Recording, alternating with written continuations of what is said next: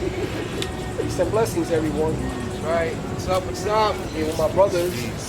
Beautiful day here in North Park. Welcome once again to We're All Talk. Shout out to my partner Fonz. Today we have a very special guest, the master, the one and only Webb. It's a pleasure. It's a pleasure and an honor, and I appreciate it. I love you guys. Thank you so much. That's what it's about, the love of handball. You know, this is about people speaking history, you know, predictions in the future, and just you know, playing ball. Playing ball. That's it. That's what it's all about. Having fun and respecting the game. It's very important for them to respect the game. Or have fun. I see a lot of people don't have fun. They don't smile. Fun a long time. Now when you play money and you lose it by 7. You cannot have fun how you gonna have fun when you're being disrespected? You can't do it. Yeah, you can't do it. You do one or the other. They're two extremes.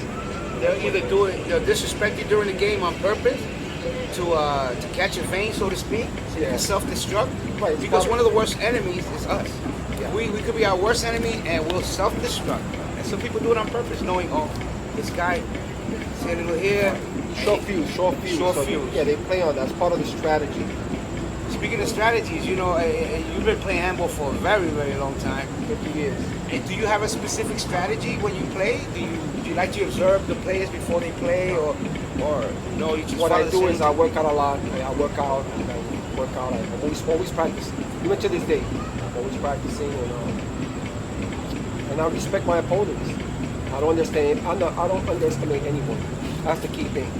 You know, I'm confident. I go in with my confidence because you need confidence, but you also need some skills and you need some work in it. If you don't put no work in it, you can have all the confidence you want. You can get knocked down the first round with all your confidence. Yeah. That's just how it is. So confidence is not enough.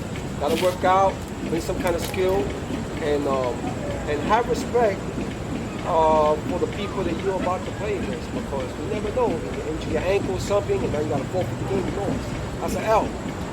You know, always think about the W card, the win.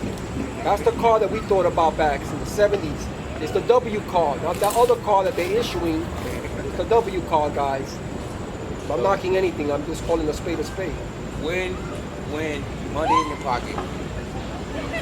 Oh, back then when you was playing with money too, once you lose, you know, before the next game is up, before the run back, you got to pay up.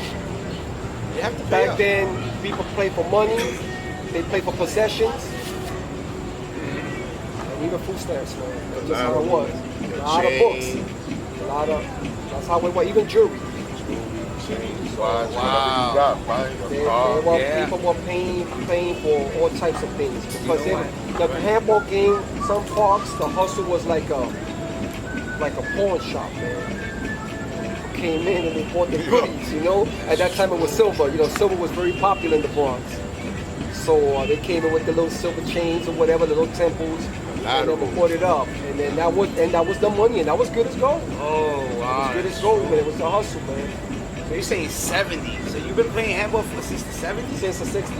60s. Yeah, 68, 69. I started younger, and by the time I was 8, 9 years old, I was already playing. I was real good at slugs.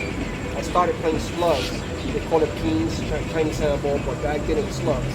That's how I started too. And once you get your hand-eye coordination with that, you was able to cut the ball and get the spins on it.